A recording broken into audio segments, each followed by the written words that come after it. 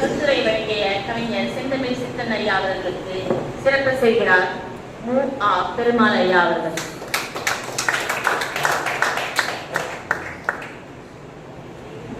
அடுத்ததாக கருத்துரை வழங்க வருகிறார் கவிஞர் மா. செந்தில் குமார் ஐயா அவர்கள்.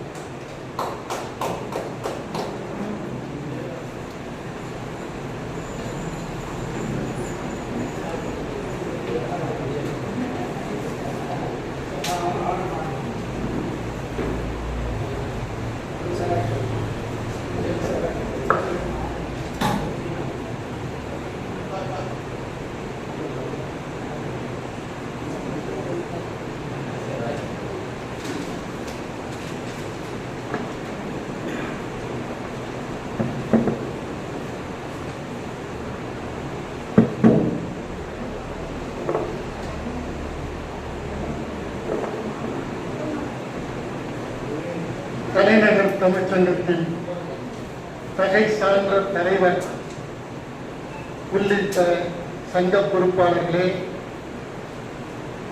கன்னியாகுமரி மாவட்ட வரலாற்று பேரவையின் தகை சான்ற பெருமக்களே, அன்புசார் பெரியோர்களே, உங்கள் அத்தனை பேருக்கும் அன்பான வணக்கத்தை தெரிவித்துக் கொள்கிறேன். தமிழ் மொழி உணர்வோடும் தமிழ் இன உணர்வோடும் களமாடி ரத்தம் சிந்தி தன் உயிர் நீத்த தியாக திருவிளக்குகள் அவர்கள் வாழ்ந்த அந்த தென் திசையை நோக்கி நான் வணங்குகிறேன். ஏன் தென் திசையை நோக்கி வணங்குகிறேன் என்றால், எல்லை போராட்டம் வடக்கிலேயும் நடைபெற்றது, தெற்கிலேயும் நடைபெற்றது. மூணார், பீர்மேடு போன்ற தெற்கு எல்லையிலேயும் நடைபெற்றது. ஆனாலும் தென் எல்லையிலே நின்று போராடிய அந்த வீரம் செறிந்த போராட்டம், அந்த போராட்டத்தின் வெற்றி கிடைத்தது போல வட எல்லை போராட்டம் அப்படி ஒரு முழுமையான வெற்றியை பெற்றதா என்றால் இல்லை. மூணாறு பீர்மேடு பகுதியிலே இருக்கக்கூடிய அந்த பகுதியிலே அது ஒரு போராட்டமாக நடைபெற்றதா என்றால் அது ஒரு போராட்டமாகவே முன்னெடுக்கப்படவில்லை. பேசிக்கொண்டார்கள், அங்க போராடுகிறார்கள், இங்கே போராடுகிறார்கள், நாம இங்கே இருக்கிறோம் என்று சொல்லிக் கொண்டார்களே தவிர அவர்கள் களத்துக்குள்ளே வரவில்லை. அதனால அந்த பகுதி, அந்த மேற்கு எல்லை பகுதியில் இருக்கக்கூடிய தமிழர் வாழ்கின்ற பகுதி நமக்கு கிடைக்காமல் போய்விட்டது. ஐயா மரியாதைக்குரிய குமரிச்செல்வியன் ஐயா அவர்கள் பேசுகிற போது ஒன்றை குறிப்பிட்டார். அதாவது டாக்டர் ராதாகிருஷ்ணன் பிறந்தது ஆந்திரா, அவர் வளர்ந்ததும் வாழ்ந்ததும் புகழ் பெற்றதும் தமிழ்நாடு. ஆனால் அவர் பிறந்த மண்ணின் உணர்வோடு ஆந்திராவுக்கு சாதகமாக நடந்து கொண்டார் அப்படிங்கிறத குறிப்பிட்டு சொன்னார். நீங்க வரலாற்றை பார்த்தால் வெள்ளைக்காரர்களை விட மட்டும் மோசமாக நடந்து கொண்டவர்கள் அந்த திருவிதாங்கூர் சமஸ்தானத்தை ஆட்சி செய்து கொண்டிருந்த கொடுங்கோலை ஈவு இரக்கமற்றவர்களாக நடந்து கொண்டிருக்கிறார்கள். அத்துணை கொடூரங்கள் அங்கே நிகழ்த்தி காட்டியிருக்கிறார்கள். இவங்க ஐயா அரிக்கோ ஐயா அதைத்தான் சொன்னாங்க. அதாவது தலைவர்களாக முன்னெடுத்து அந்த போராட்டத்தை முன்னெடுக்கவில்லை.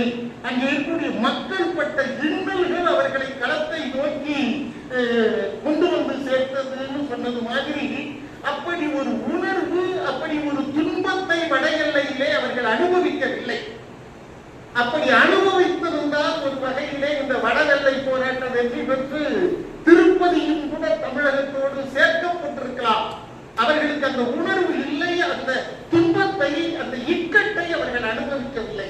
இன்னும் சொல்ல போனால் நம்முடைய தென்னெல்லை போராட்டத்திலே பார்த்தால் அங்கே எல்லா சமூகத்தை சார்ந்தவர்களும், அங்கே பெரும்பான்மையாக இருக்கக்கூடிய நாடார் சமூகமும் பிள்ளைமார்களும் ஒன்றிணைந்து களத்திலே வந்திருக்கிறார்கள். ஆனால் வடவெல்லை போராட்டத்திலே மங்களம் போன்ற ஒரு சில பேர் மட்டும் அந்த சமூகத்தை சார்ந்த ஒரு சில படித்தவர்களை மட்டுமே களத்துக்கு கொண்டு வந்தார்களே தவிர அது வெகு மக்கள் போராட்டமாக முன்னெடுக்கப்படவில்லை. அதன் காரணமாக அவர் மாதவ சிவஞான